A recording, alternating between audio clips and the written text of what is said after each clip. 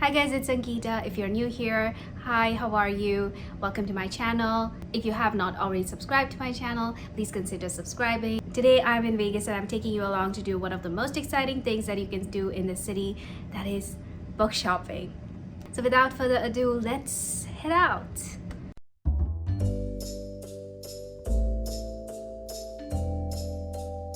Okay, I'm back from the bookstore, but before I play the bookstore clip, I want to let you know that I went to an independent bookstore named The Writer's Block.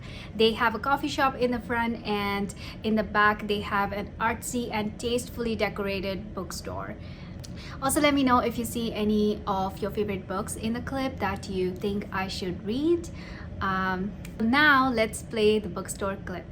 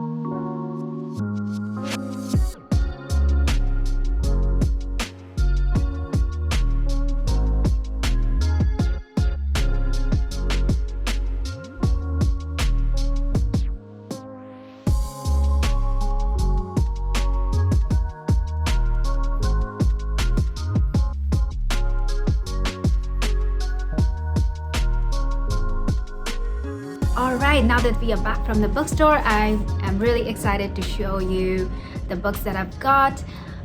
I picked these books. These are like a mixture of fantasy and I don't really know what genre to put this book in, but I picked it up because I've never read Murakami, and obviously I've heard great things about Murakami, but I've always been afraid to pick his books up, mainly because I didn't know where to start with his books.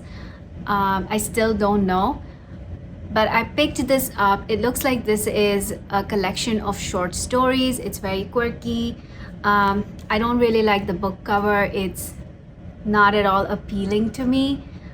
It doesn't tell me anything about the stories that are inside, or maybe the stories are like this. I don't know. We'll find out. But the title is pretty interesting. The Elephant Vanishes, which is in itself amazing. How can such a big mammal vanish? I initially actually picked up the Norwegian Wood, but I thought it would be really heavy for me. So I thought I would rather go with a collection of short stories. This one is really quirky. I am just going to read what's on the back. It says that in these stories, a man sees a favorite elephant vanish into thin air. That's great.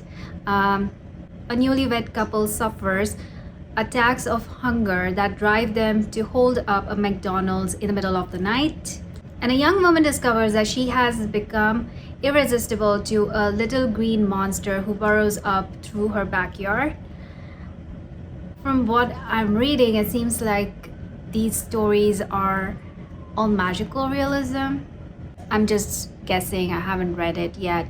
If you guys are not familiar with magical realism, it is a blend of reality and supernatural elements. So something quite supernatural might happen in a very realistic setting, and that supernatural incident is considered almost normal. So that's magical realism. I cannot say that I'm excited to read this, but I had to start somewhere, and I found this copy, and so I grabbed it. If you have read Murakami, do let me know what you think about this author and his work. Also, if you have read this book, let me know what your thoughts are on this one. Let's move on to the next one. The next one I have is The Witch's Boy by Kelly Barnhill. If you guys have watched my previous book shopping video, if you have not, go check it out. In that one, I grabbed The Girl Who Drank the Moon by the same author, and I'm really loving it. I love the writing. I love the amount of magic that the author is able to pack in a story. So I'm really impressed by that, and so I thought I will give this book a try. I read the summary on the back, and it says something about enchanted forest, and that grabbed my attention immediately because nothing interests me more than enchanted woods or forest. And I'm gonna just read out the summary from the back. When Ned and his identical twin brother tumble from their raft into a raging river, only Ned survives.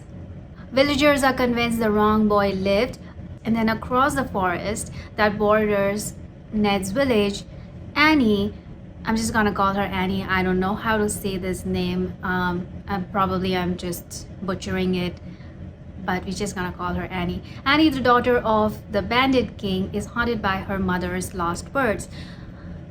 And the last words are, "The wrong boy will save your life and you will save his." When the Bandit King comes to steal the magic, Ned's mother, a witch, is meant to protect, Annie and Ned meet. So these two meet.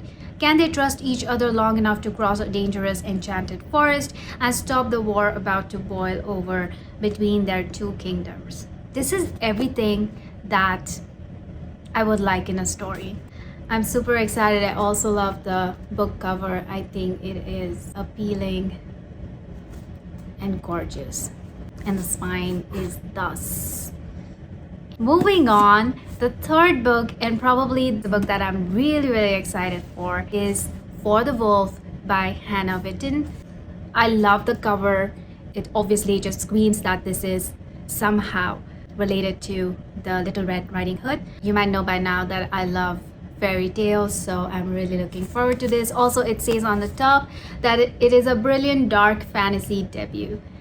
Dark fantasy is something that I really like and I find intriguing. The summary is, Red is the only second daughter that is born in centuries, and she is to be sacrificed to the wolf in the Wilder Woods in the hope that he will return world's captured gods. And Red, instead of being frightened of going to the wolf, she is really relieved because she has a dangerous power that she cannot control. She knows that at least in the Wilderwood she won't be able to hurt any of her loved ones, so she is actually relieved with the fact that she'll go to the wolf or to the woods. But the legends lie. The wolf is actually a man and not a monster. Her magic is a calling and not a curse. And if she doesn't learn how to use it, monsters that the gods have become will swallow the Wilderwood and her world whole. Okay, this entire plot is quite intriguing, and I also like some of the review comments on the back. I generally don't read these, especially if the book is like a New York Times bestseller. But sometimes when you don't know anything about the book, you just have to rely on that. And the first review is really good. It says that, "I loved it. I was completely swept away by the world building, the characters, the delicate gorgeousness of the writing. A brilliant dark fantasy debut." This is by Jodi Picoult. Oh, I also like the copy. It's a paperback, but it has this dust jacket flap with the summary on it, which I think is really cool. This would make a perfect October read, but I don't know if I can wait that long. We'll see if I can accommodate it anytime sooner. So these are the 3 books that I got from the bookstore. It was such a lovely day, and I hope you enjoyed coming along with me to the bookstore. Thank you for watching this video. If you have not already subscribed, please subscribe to my channel. And as always, like and share this video with your friends and family. And I'll see you next time. Until then, bye.